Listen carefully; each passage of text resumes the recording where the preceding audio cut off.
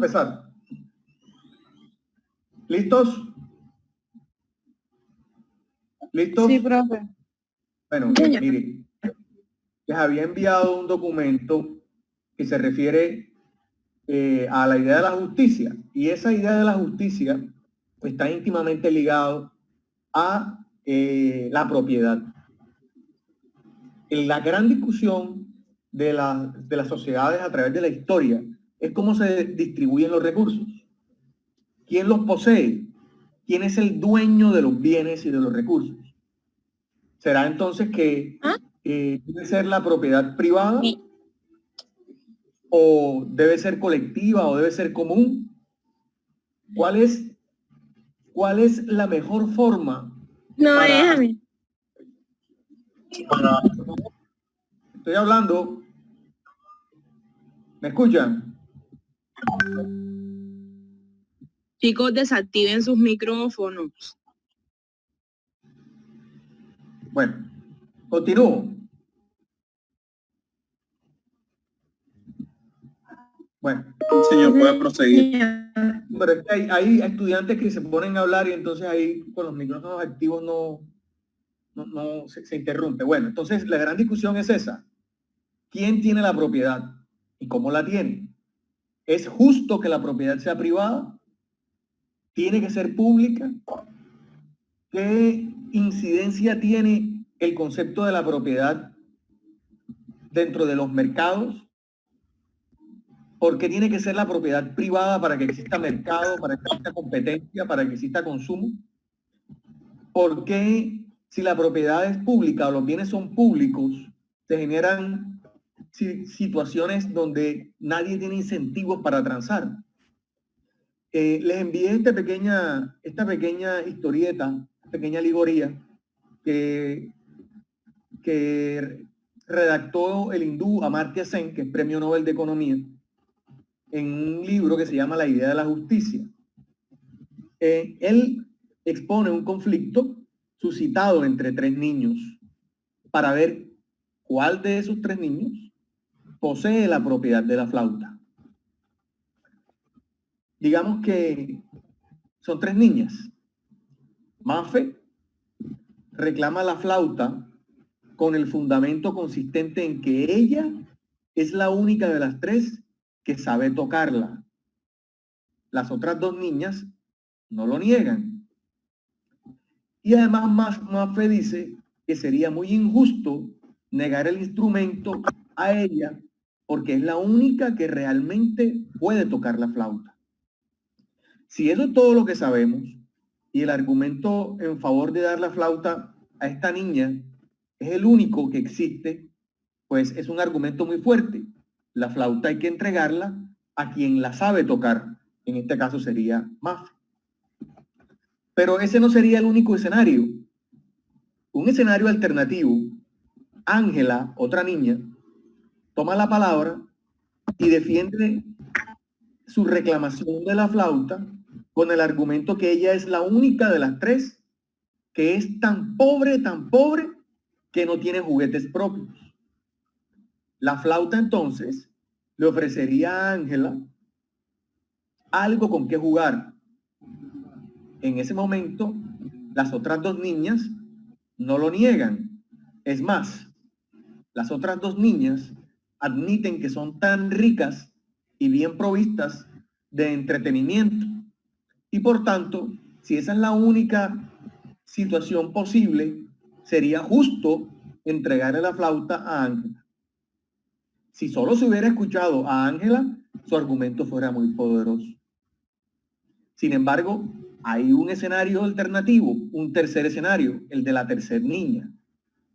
La otra niña, Lulu, habla y señala que ha estado trabajando con diligencia durante muchos meses para elaborar la flauta con sus propias manos. Las otras dos niñas lo confirman. Y en el momento de terminar su labor señala, aparecieron estas dos usurpadoras para arrebatarme la flauta. Si la declaración de Lulú es lo que hemos escuchado únicamente, podemos inclinarnos a darle la flauta en reconocimiento de su comprensible a algo que ella misma ha fabricado. Entonces, fíjense ustedes, jóvenes, Para por favor, alguien está hablando, apague el micrófono. El joven que tiene el micrófono prendido, apáguelo. Porque está hablando y se interrumpe. Bien, jóvenes, fíjense que hay 3 escenarios de 3 niñas. Uno, reclama la flauta para sí, porque es la única que la sabe tocar. La otra, reclama la flauta para sí, ser su propietaria, porque ella no tiene juguetes y las demás sí. Fíjense que el argumento es de igualdad. Igualdad. Y la otra lo reclama. ¿Por qué? Si una lo sabe tocar y la otra no tiene nada, la tercera lo reclama porque es la que la fabricó, la que la elaboró. Entonces la gran discusión es a quién se le entrega la flauta, a quien la sabe tocar, a quien no tiene nada o a quien la elaboró. Cada uno de ustedes puede tomar una posición según sus posturas ideológicas. Pueden considerar que la propiedad debe asignarse a quien mejor haga uso de ella. Entonces, esa sería una concepción, digamos, utilitarista. Si yo soy quien sé tocar la flauta, yo debo ser el propietario. Pero si usted tiene una visión ideológica más allá del utilitarismo y se considera, digamos, con ideales sociales e igualitarios para que haya equidad en el acceso de los bienes y en la propiedad de los bienes, entonces habría que darle la propiedad de la flauta a quien nada tiene. Pero si usted considera que es un capitalista, desde su ideología, puede considerar que el dueño de la flauta es quien la produce, quien la fabrica. Y esas son las grandes discusiones de la economía política. ¿Cómo se distribuye la propiedad? ¿A quién se la asigna y por qué? Las grandes discusiones y las grandes guerras en la historia de la humanidad se han desatado por la propiedad de los bienes. Pero en lo que a nuestra materia respecta, es claro que para que exista un mercado y para que el mercado sea competitivo, tienen que existir incentivos para producir los bienes. En este caso, por ejemplo, si quien produce, quien construye la flauta, quien la fabrica, no puede poseerla, no puede venderla, no puede comercializarla, entonces no tendrá incentivos para elaborarla. Esa es la lógica de la economía de mercado. Por eso en la economía de mercado, la propiedad tiene que ser privada y no puede ser pública. De hecho, pensadores como Aristóteles lo dijeron en una oportunidad. La propiedad es mejor que sea privada. Porque cuando la propiedad es común o los bienes son públicos, nadie asume la responsabilidad de mantenerlo y de conservarlo. Esa es una noción clásica de la economía de mercado. ¿Y por qué? Porque la economía de mercado supone las transacciones de bienes y servicios a unos precios determinados. No puede existir la transacción de bienes y servicios si estos no pueden ser aprendidos privadamente. Si la propiedad es colectiva, si la propiedad es pública, no pueden haber transacciones porque todos tendríamos la posibilidad de explotarla y aprovecharla al mismo tiempo. La noción de mercado, entonces, es un escenario, o el mercado se entiende como un escenario donde concurren los agentes económicos, llámense oferentes, llámense demandantes, para transar, para adquirir bienes y servicios a un precio determinado. Si esa estructura no existiera, es decir, si el mercado no estuviera compuesto por bienes o servicios, por unos precios fijados de esos bienes y servicios, y unos demandantes y unos oferentes de esos bienes y servicios, la propiedad no pudiera ser privada. no se pudieran transar los bienes. Si la propiedad fuera pública, por el contrario, desaparecería la noción de mercado. Y precisamente de eso se trata nuestra materia. Entender que una economía funciona cuando existe la posibilidad de producir, de transar y de diversificar un conjunto de bienes. Pero además, el mercado, para que exista, como se los dije, como un escenario donde concurren oferentes y demandantes a transar bienes y servicios a un precio determinado, debe ser perfectamente competitivo. Perfectamente competitivo. Para que el mercado sea perfectamente competitivo, tienen que existir las siguientes características. La primera, que haya pluralidad de oferentes y de demandantes. Por ejemplo, si existe un solo oferente, no hay competencia y estaríamos en una situación de monopolio. Los monopolios no son deseables porque quien controla un sector de la producción y es propietario exclusivo de los bienes puede manipular los precios y elevarlos a un nivel exagerado e indeseable para la sociedad. Para que los precios sean equilibrados y sean justos, lo ideal es que exista pluralidad de oferentes y de demandantes, para que sean las leyes de la oferta y la demanda las que fijen el precio. Esa entonces será otra característica de los mercados competitivos. Los precios de los bienes y de los servicios deben ser fijados por las leyes de la oferta y la demanda, por los movimientos naturales que hay en esa dinámica de oferentes y de demandantes. O sea, tanto los comerciantes como los compradores o los consumidores de los bienes y servicios son precios aceptantes. Un comerciante no puede ni debe imponer un precio. Y un consumidor o un demandante, un comprador, tampoco puede ni debe imponer el precio. Tanto los oferentes como los demandantes, repito, son precios aceptantes. ¿Quién impone el precio en un mercado perfectamente competitivo? Las fuerzas de lo que Adam Smith denominaba la ley de la mano invisible. Es decir, pareciera que existe una fuerza motriz invisible que hace que los precios se fijen. ¿Cómo se logra eso?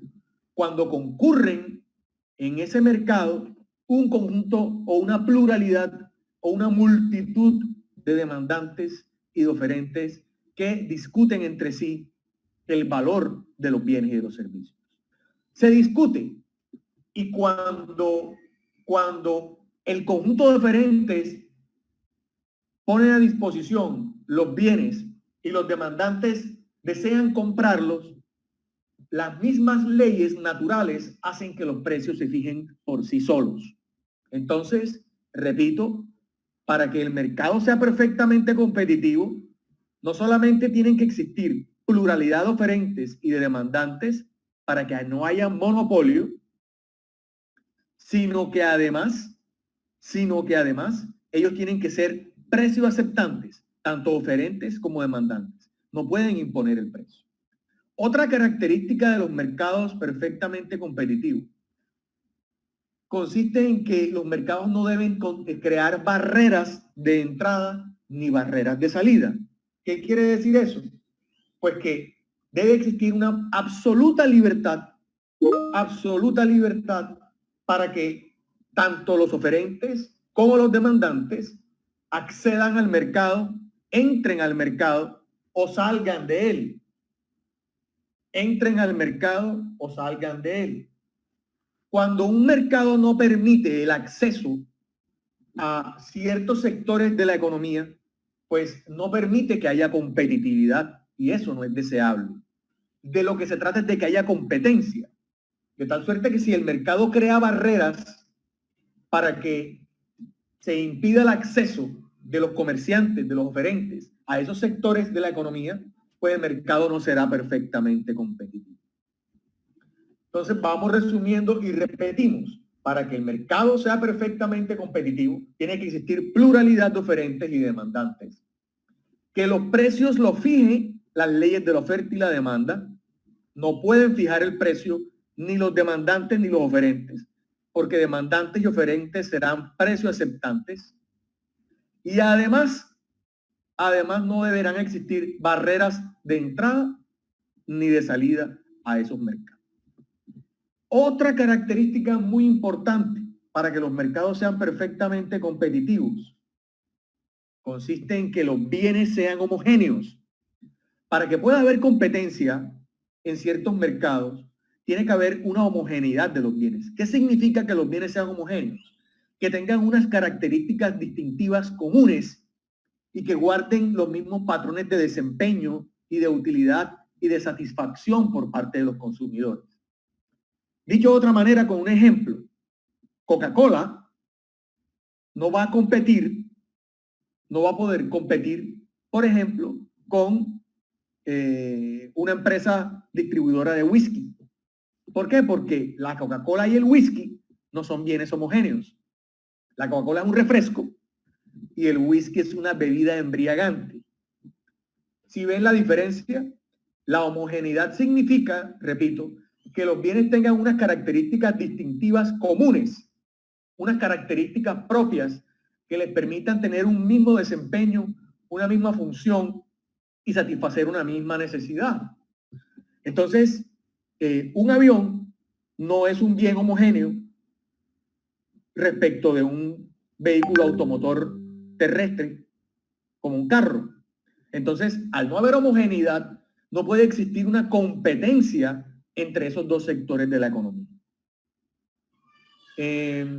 Pero, por ejemplo, Coca-Cola sí puede competir en un mismo mercado con Pepsi, porque son bienes homogéneos, satisfacen las mismas necesidades de la demanda. Pero ni Pepsi ni Coca-Cola, repito, puede competir con Johnny Walker, porque Johnny Walker no vende refrescos ni gaseosas, sino bebidas embriagantes. Entonces, resumimos. Mercado perfectamente competitivo, pluralidad de oferentes y de demandantes para que no haya monopolios. Demandantes y oferentes son precios aceptantes, es decir, los precios de los bienes y de los servicios los impone las leyes de la oferta y la demanda. No deben existir barreras de entrada ni de salida y los bienes deben ser homogéneos. Esas son las características de un mercado perfectamente competitivo.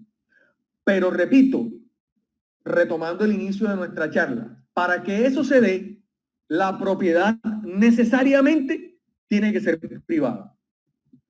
Para los mercados competitivos desde la economía clásica de Adam Smith, el mercado competitivo solamente se verifica con la propiedad privada. Recordemos que, yéndonos a nuestro Código Civil, es propiedad privada aquella que tiene una persona de manera absoluta respecto de una cosa. Es decir, cabe el derecho de la libre disposición sobre los bienes. Si usted no tiene una propiedad privada, es decir, donde pueda disponer libremente de esa propiedad, no es posible que funcione la idea del mercado. No es posible que funcione la idea del mercado. Entonces, el mercado competitivo que pregona el liberalismo es antagónico o se opone a la idea de la propiedad comunista que pregonaba, por ejemplo, Marx y Engels, o inclusive dentro del socialismo, donde todos los medios de producción son provistos por parte del Estado. Eso es el núcleo de la clase que tiene que ver con el concepto de la propiedad. Pero, ¿por qué nadie, asalta la pregunta, ¿por qué nadie tendría interés de producir un bien si el Estado impondrá que la propiedad sea colectiva? La respuesta viene sola. Si usted no va a obtener beneficios con su actividad de creación, de fabricación de bienes y servicios, es decir, no va a obtener ganancias, los incentivos para producir desaparecerán. Por eso, retomando la idea de la flauta, para el propósito del mercado competitivo, siempre será mejor darle la propiedad a quien fabrica el bien, a quien lo produce, para que éste pueda comercializarlo. Pero si quien produce un bien es expropiado para que la propiedad sea común, para que todos puedan acceder a ella de manera indiscriminada, sin que lo hayan producido o sin que hayan hecho un esfuerzo, para la economía neoclásica es inconcebible que exista un mercado porque nadie tendrá incentivos para producir. Ahora bien, el mercado perfectamente competitivo es un mercado ideal, lo que quiere decir que en la práctica no funciona de la manera tan utópica como lo plantean los economistas clásicos o liberales. ¿Por qué? Porque el mercado falla, el mercado tiene disfunciones, el mercado tiene distorsiones, el mercado genera afectaciones. Por ejemplo, fallas del mercado pueden ser oligopolios, conformación de monopolios naturales, cartelización de empresarios, afectaciones a los consumidores, manipulación de precios, inequidades, principalmente eso, afectación de la igualdad. Porque los mercados muchas veces tienden a transferir los recursos a un sector exclusivo de la población, que es la que acumulará más riqueza que otra. Entonces, cuando un sector de la sociedad acumula mucha más riqueza que otra, se genera una situación indeseable para el Estado y para la sociedad, que es la desigualdad económica. Pero a las economías liberales, a las economías de mercado libre, sin que el Estado intervenga, no les preocupa mucho la idea de la desigualdad económica, sino que existan los rendimientos, existan beneficios, exista bienestar y exista riqueza, aunque haya desigualdad. Entonces, el Estado entra a intervenir en la economía para corregir esas fallas del mercado, principalmente que generan situaciones de desigualdad, daño al medio ambiente, redistribución inequitativa de los recursos, manipulación de precios, mala calidad de los bienes, monopolios, etc. Esas fallas tienen unos factores que la causan y que nosotros vamos a estudiar. El principal factor que puede causar esas fallas del mercado se conoce como externalidad. Las externalidades pueden ser positivas y pueden ser negativas. Ya las vamos a ir revisando. Externalidades, costos de transacción, asimetrías de información y bienes públicos y monopolios. Son las 5 grandes fallas del mercado. Se lo repito. Monopolios, externalidades, costos de transacción, asimetrías de información y bienes públicos. Entonces, se la repito nuevamente para que lo tengan presente, porque durante toda nuestra charla, en las diferentes sesiones, vamos a trabajar el concepto de monopolios, externalidades, asimetrías de información, costos de transacción y bienes públicos. Vamos a empezar hoy, porque con las 5 no vamos a poder evacuar la charla, con los bienes públicos. No obstante, les pregunto hasta este momento si están entendiendo y si alguien tiene alguna duda. ¿Alguna pregunta? Y si se entendió todo lo que he venido charlando. Doctor, yo más que todo es que, por lo que yo entendí de la lectura, es que si se deja la propiedad como pública. Sergio Cuello. Sergio, cuéntame. Lo que yo entendí de la lectura, doctor, fue que si se dejaba la propiedad como pública, esto daba obligaciones. Pero como ser pública, las personas piensan que es para todo. Y entonces yo pensaría, bueno, lo va a hacer otra persona, va a responder otra persona. Y entonces, en vez de haber una competencia, lo que van a hacer es una destrucción económica total. No sé si esté equivocado o no. Sí, sí, así es. Cuando la propiedad es pública, cuando se proveen bienes públicos, hay una falla del mercado porque nadie está dispuesto a proveer ese bien público. Porque nadie paga por él. Si todos consumimos los bienes públicos sin pagar por ese bien público, va a terminar agotándose, destruyéndose el bien, va a desaparecer y eso es indeseable.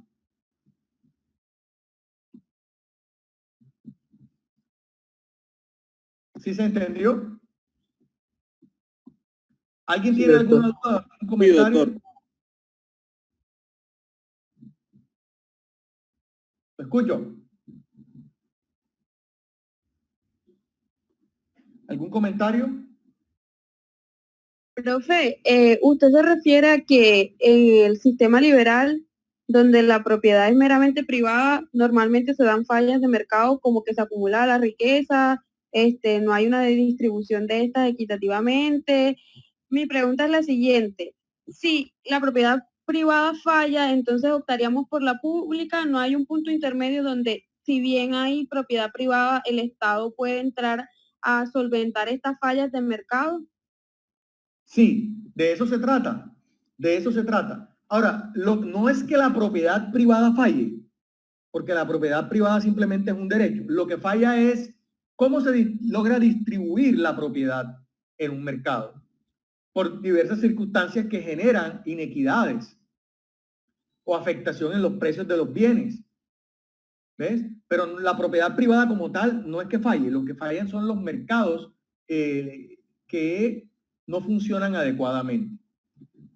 De hecho, hay circunstancias que son indeseables frente a los tipos de propiedad que afectan a la propiedad privada.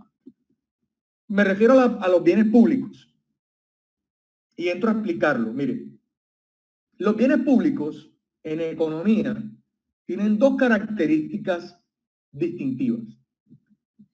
No son excluyentes y no son rivales.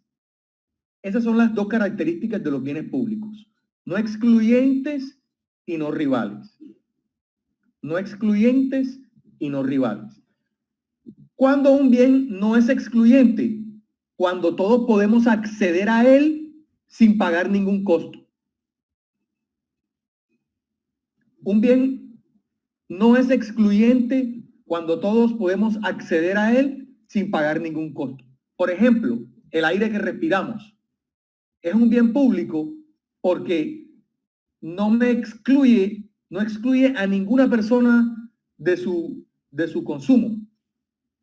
Y la rivalidad significa, o la no rivalidad significa, que la cantidad de bien que yo consumo no afecta la posibilidad de que otra persona también lo consuma. Por ejemplo, si vamos al mar, usted y yo, a bañarnos en la playa, usted y yo no estamos rivalizando por la cantidad de agua de mar que estamos consumiendo, o con la que nos estamos divirtiendo, o con la que nos estamos nadando. Entonces, los bienes públicos, repito, tienen esas dos características. No rivales y no excluyentes. No rivales porque nadie compite entre sí para consumir una cantidad determinada de ese bien. Y no son excluyentes porque nadie está restringido de su uso y de su consumo. Para la economía clásica, liberal, de mercado competitivo, proveer bienes públicos de esa manera no es deseable. ¿Por qué? ¿Por qué no es deseable? Porque si los bienes públicos no son rivales ni son excluyentes, todo el mundo acude a consumirlo de manera indiscriminada, sin pagar ningún costo. Nadie racionaliza su uso y su consumo y el bien se agota y se destruye. Si ven, por eso es que en la economía neoclásica no es deseable producir bienes públicos puros, porque si no son rivales y no son excluyentes, según esta lógica, todos vamos a acceder a consumirlo, repito, de manera indiscriminada, porque son bienes, dicho en términos mucho más simples, son bienes gratuitos. Cuando la gratuidad existe en la provisión de los bienes, porque los bienes públicos son gratis, porque precisamente son públicos, porque no hay exclusión y no hay rivalidad, no hay conservación de esos bienes y se destruyen. En cambio, si la propiedad fuera privada, funcionaría mejor los mercados, porque siempre va a haber alguien que los aprenda, los administre, los mantenga y cobre por el uso y aprovechamiento de esa propiedad. Es decir, la propiedad privada genera exclusión y genera rivalidad. La propiedad pública no. Entonces, una de las fallas del mercado son los bienes públicos.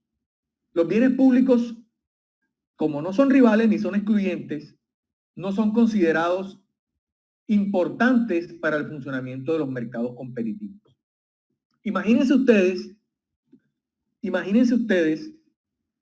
que cuando eran niños, recuerdan, iban a una fiesta con una de piñata. El dueño de la fiesta ofrecía la piñata repleta de dulces. Todos podíamos acceder a los dulces a cero costo, porque la piñata estaba regalada por el dueño de la fiesta. La donaba a sus invitados. Cuando la piñata se rompe, caen los dulces al suelo y todos los niños acuden de manera agresiva a consumir la mayor cantidad de dulces posible. ¿Qué está sucediendo en realidad allí? Que los dulces se acaban o se agotan en menos de un minuto. ¿Por qué sucede esto? Porque la propiedad de los dulces se volvió común. Todos son dueños de los dulces al mismo tiempo. Y nadie va a esperar a que un compañero o un amiguito de la fiesta conserve igual de los dulces y los reparta equitativamente. Recuerden lo que vimos en los documentos anteriores que les envié. El hombre económico que describió Karl Marx en la teoría de la causalidad.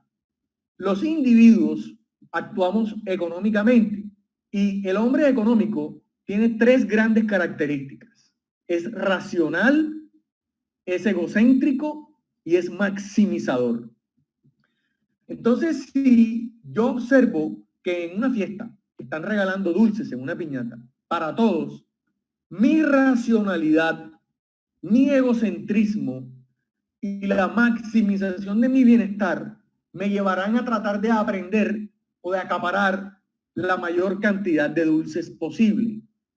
En ese sentido, si yo soy así, pensaré que los demás niños o los demás participantes de la fiesta tienen las mismas características y tratarán de hacer lo mismo. Entonces, va a consumirse todos los bienes disponibles, van a desaparecer. Y eso es indeseable para una economía. En una economía de mercado competitivo, cuando los bienes se consumen, se deterioran y se agotan rápidamente y desaparecen del mercado, porque nadie los transa, porque todos los aprovechan y los consumen, no es deseable y se considera una falla del mercado. No sé si se entendió ese ejemplo. Pero doctor, yo tengo una pregunta. Sí, lo escucho. Entendido como se explica el mercado, podríamos entender entonces que el mercado es una manifestación de la naturaleza del hombre. O sea, el hombre, el único progreso que ve el hombre es su beneficio personal. O sea, no hemos aprendido como ser humano a ver el progreso de la generosidad. O sea, no, creo que leí una vez eso en un libro de un comunista, no me acuerdo el nombre ahora. Estoy en clase. Entonces, esa es mi duda. O sea, el mercado funciona de esa manera por el hecho de cómo es la naturaleza del hombre. Sí, a ver, la piedra angular del liberalismo económico que defiende la economía de mercado competitiva es la propiedad privada. Y filosóficamente se entiende el derecho natural, es decir, por el justnaturalismo, que el ser humano aprenda o acapare bienes para que los posea individualmente. En la lectura que yo les envié, fíjense que lo dicen diferentes autores y se los voy a leer.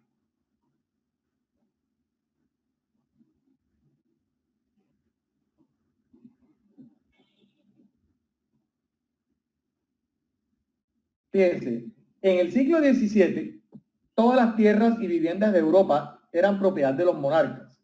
Frente a ello, el filósofo John Locke, 1632-1704, defendió los derechos individuales y afirmó que si Dios nos ha dado la propiedad de nuestros cuerpos, también debemos poseer las cosas que hacemos. Posteriormente, el filósofo alemán Immanuel Kant, 1724-1804, sostuvo que la propiedad privada es legítima expresión de identidad. Es decir, el derecho a poseer la propiedad privada es un derecho natural según la postura de esta corriente filosófica. Luego, de ello se deriva, o más bien, ello se deriva de otro valor político muy importante que viene a ser la defensa ideológica del capitalismo, y es la libertad. ¿La libertad de qué? La libertad del individuo, del hombre, para definir su propio destino. Y una de las formas de definir su propio destino es poder desarrollar económicamente sistemas de producción de manera individual. Y para ello tiene que apropiar privadamente los bienes. Esa es la lógica del capitalismo, la libertad. La libertad individual para producir bienes y servicios, para proveer, para obtener rentabilidad. Eso es inclusive lo que hoy en día se denomina neoliberalismo económico. La posibilidad de que el ser humano pueda disponer libremente su destino en la historia. Desde ese punto de vista, es concebible la interacción entre individuos para transar bienes y servicios a un precio determinado, que es lo que se conoce como el escenario mercantilista, o un escenario, mejor dicho, de mercado perfectamente competitivo, con las características que vimos, pero esas características puede que no se verifiquen en la realidad. Ya hayamos explicado que el mercado perfectamente competitivo es ideal porque se producen fallas por distorsiones, como por ejemplo la existencia de bienes públicos, que no son iguales ni son excluyentes. Con la misma racionalidad humana, como lo dijo Marx en la teoría de la causalidad, el homo económico es racional, egocéntrico y maximizador, pretenderá acaparar y consumir al máximo la propiedad cuando esta es colectiva, cuando esta es común. Si el bien es público y no hay rivalidad y no hay exclusión, se generará lo que Gareth Harding, un economista premio Nobel, definió como la tragedia de los comunes. La tragedia de los comunes supone la destrucción de la propiedad con ocasión de que ésta se volvió común a través del concepto de bien público. Entonces, lo que propone el mercado competitivo es que los bienes públicos desaparezcan y la propiedad sea exclusivamente privada para que existan incentivos para producirla y también incentivos para conservarla y pueda generar también aprovechamiento y riqueza de lo que ella se pueda derivar por parte de esa persona. Doctor, una precisión. En el ejemplo de la flauta, donde hay 3 niñas que reclaman su propiedad, una que la sabe tocar, otra que dice que no tiene nada y otra que la produjo, se entendería para la lógica del mercado competitivo que esa propiedad se asigne a quien la produce, a quien la fabrica, porque si eso no es así, esa persona perdería los incentivos para producir. Joven, lo escucho. En la lectura a la que usted hace referencia, el concepto de homo económico se le atribuye a Marx, pero ese no es un concepto de Marx, es un concepto de la economía clásica, de Stuart Mill y de David Ricardo, no es un concepto de él. De hecho, Marx es un intelectual que se educa como clásico y sobre esa teoría clásica desarrolla sus críticas posteriormente. Esos conceptos no son nuevos, no son propios de él como se hace ver ahí en la lectura. Ese concepto es de la economía clásica, en realidad. Sí, así es, así es. Déjame hacerte la precisión. Lo que ocurre es que, digamos que la noción del homus economicus no es propia de la filosofía del materialismo histórico ni del materialismo dialéctico en cuanto a que sea el argumento filosófico para defender esa postura, ¿no? Efectivamente es clásica. Escuelas como por ejemplo la de Chicago, la Escuela de Análisis Económico del Derecho, defiende la postura del homus economicus con sus tres características de racionalidad, egocentrismo y maximización del bienestar. Pero la lectura, digamos que lo enmarca dentro de la teoría de la causalidad, en cuanto a que Marx sí entiende cómo opera el sentimiento egoísta del ser humano y su posición no de garante frente a un concepto de solidaridad en su convivencia social, sino que más bien es un opresor del semejante. Fíjate que es una cuestión de perspectiva y de enfoque. Marx lo reivindica no para erigir las teorías clásicas, sino precisamente para oponerse a ellas, entendiendo que el capitalismo se vuelve salvaje por la misma racionalidad humana que pretende siempre maximizar su bienestar, acaparar. No es nada solidario el ser humano, sino que por el contrario trata de oprimir a los demás. Y a partir de ahí surge todo el manifiesto del Partido Comunista, o en la obra del Capital todo el desarrollo de la teoría de la plusvalía, ¿no? De cómo el gran capitalista acumula la riqueza y obtiene una maximización de las utilidades a costa de un salario irrisorio por parte de los trabajadores. Pero sí, tu comentario es cierto. La noción del homus económico es de la escuela clásica propiamente dicha. Y ya quisiera de pronto decir algo más. Es una visión también filosóficamente radicalmente diferente a los clásicos en la forma de ver al hombre. Para Marx, el hombre es esencialmente malo, mientras que los clásicos, el hombre es esencialmente bueno. Ellos decían, no es la benevolencia del hombre, sino la búsqueda de su interés. El carnicero en la búsqueda de su interés te hace que tú tengas la carne. Lo mismo que el enfermero, que el que vende la farmacia, eso lleva al bien común. Cuando ellos todos buscan su interés, tú llegas a obtener las cosas que tienes hoy. Mientras que Marx dice que cuando tú buscas ese bien común, finalmente te vas a encontrar es con un problema en la sociedad. Es una visión de ver al hombre totalmente, unos como un ser bueno y otros como un ser inherentemente malo. O sea, son casi que irreconciliables desde ese punto de vista. Así es. De hecho, como bien lo anotas, y bueno, te adelantaste a la próxima lectura, Adam Smith lo plantea en los sentimientos morales. No es la solidaridad, no es la solidaridad humana la que hace que tú tengas tu despensa llena o que tu mesa tenga pan, vino y carne. Es el egoísmo y el afán de lucro del panadero, del carnicero o del que tiene la fábrica de vinos lo que hace que tú lo tengas. Entonces, esa noción del egoísmo que permite desarrollar el individualismo, que evidentemente llegó a un punto digamos, a un punto de clímax en el que se generaron grandes desigualdades y grandes afectaciones porque el Estado no interfería en la economía, simplemente se permitía que las leyes de la oferta y la demanda proveyeran todo lo que la sociedad necesitaba y el Estado simplemente era un vigilante nocturno, un gendarme que solamente debería tener presencia para garantizar libertades individuales, defensa de las fronteras y paz ciudadana, ¿verdad? Eso obligó a que surgieran posturas mesiánicas y totalitarias para que el Estado no fuera un vigilante nocturno, un mero espectador, sino ahí sí un capataz que a través de los sistemas totalitarios que coartaban la libertad se pudiera superar el gran problema que genera el capitalismo y el liberalismo económico, que es la desigualdad. Son dos posiciones antagónicas y que solamente el Estado social de derecho ha luchado por corregir o por conciliar la igualdad con la libertad. Pero le hago una pregunta, ahora que usted intervino, ¿a quién le da la propiedad de la flauta? A quien la hace siempre, porque si el que la hace logra hacer varias, finalmente quien la sabe tocar la va a tener.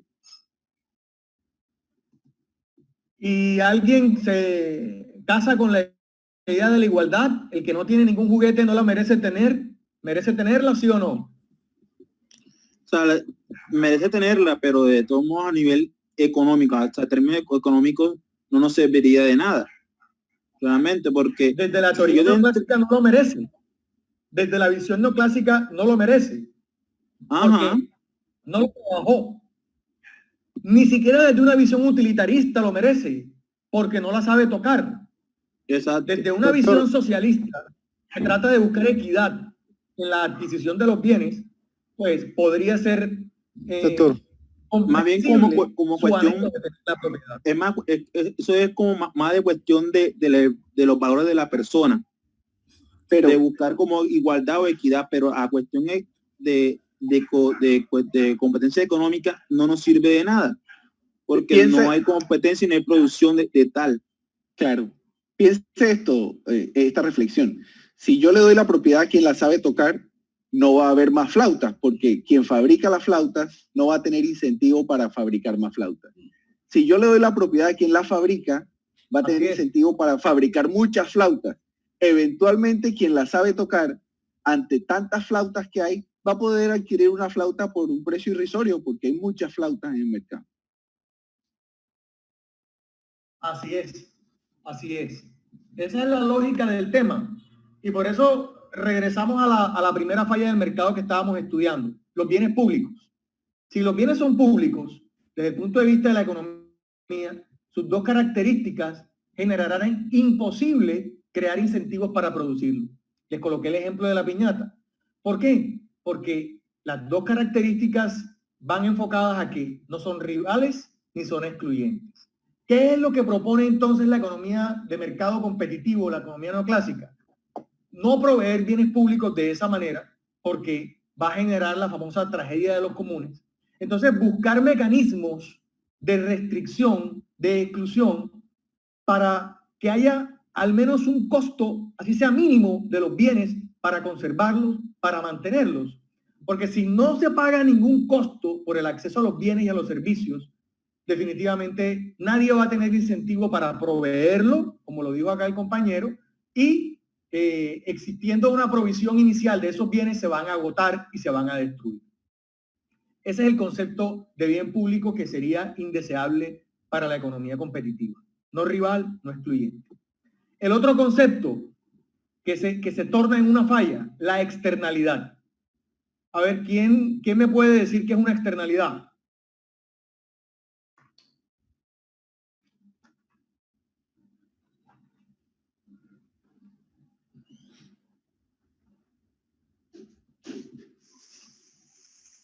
Una externalidad.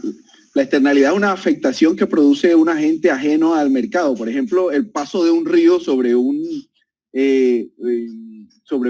jugador del mercado le proporciona agua que los demás no tienen. Eso es una externalidad positiva, por ejemplo.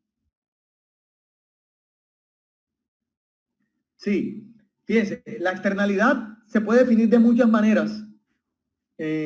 Una muy típica es decir que la externalidad es una situación de no mercado. Una interacción entre agentes económicos, entre personas, respecto de las cuales no hay ningún tipo de contrato, no hay ningún tipo de transacción, ni ninguna relación mercantil. Por eso se llama externalidad. Es una situación de no mercado.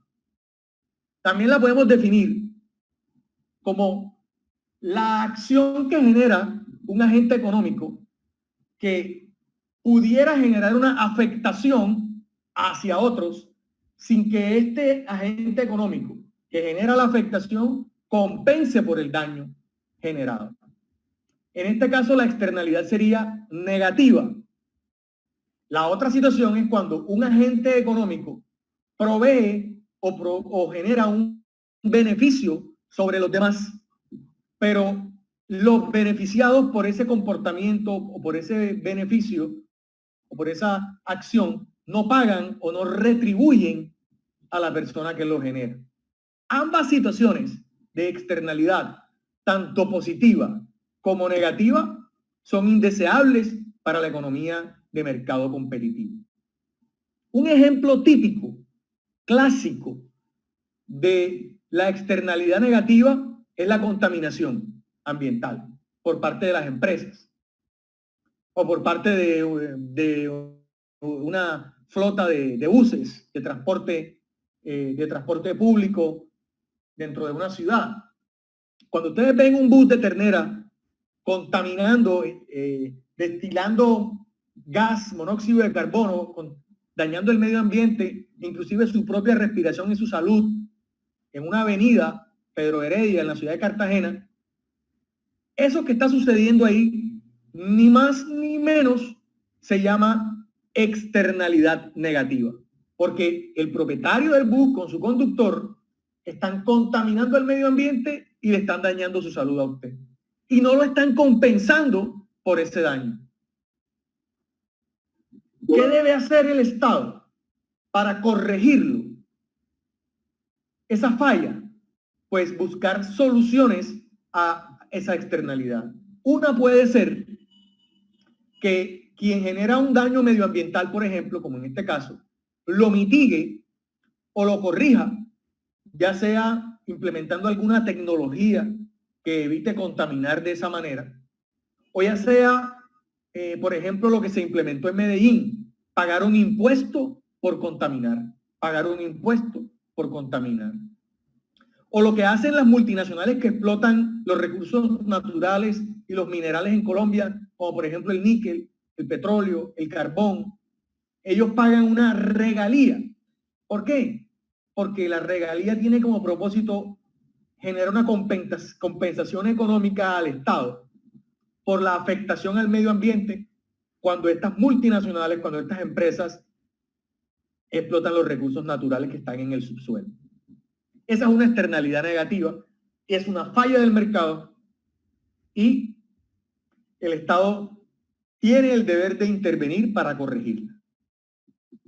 Y las externalidades positivas también son indeseables, porque quien provee un recurso como un bien público, por ejemplo, y no es compensado, ni es retribuido, o no es pagado por el beneficio que está generando, entonces perderá incentivos para producir y el bien desaparecerá. Vamos a colocarle el ejemplo.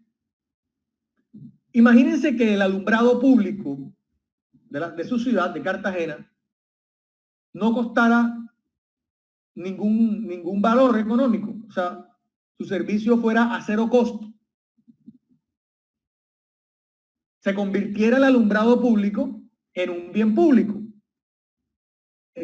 no excluyente y no rival. Todos podemos consumirlo y nadie paga por él. ¿Ustedes creen que alguna empresa privada estaría dispuesta a proveer un servicio de alumbrado público a cero costo? No, claro que no. O sea, ¿creen que una empresa privada generaría esa externalidad positiva? Cuando yo proveo un beneficio a cero costo, estoy en una externalidad positiva. Pues no, nadie estaría dispuesto. Por eso lo que ocurriría sería que la empresa privada desaparezca o se desplace o se retire del mercado y ya no provea más el servicio de alumbrado público. ¿Qué debe hacer el Estado? El Estado debe permitir algún mínimo de rentabilidad a esa empresa para que esa empresa privada tenga suficientes incentivos para proveer el alumbrado público. Porque si el alumbrado se convierte 100% y 100% no excluyente, absolutamente como un bien público, nadie va a estar dispuesto a proveerlo. Inclusive, le tocará o le corresponderá al Estado entonces suplir la ausencia de los mercados y entrar a proveer el alumbrado público a cero costo. Pero resulta que el Estado además tendrá también la necesidad de financiar el alumbrado. Y la única forma de financiarlo sin que usted pague una tarifa, o sea, gratuito, es vía impuestos. Porque el Estado no puede regalar lo que no le genera riqueza. ¿Sí me expliqué? Entonces, los bienes públicos son indeseables porque también generan externalidades positivas y esas externalidades positivas van promoviendo ese tipo de situaciones que no producen incentivos para que los privados provean bienes. Ese es el tema de la clase de hoy, jóvenes. No sé si tengan alguna duda.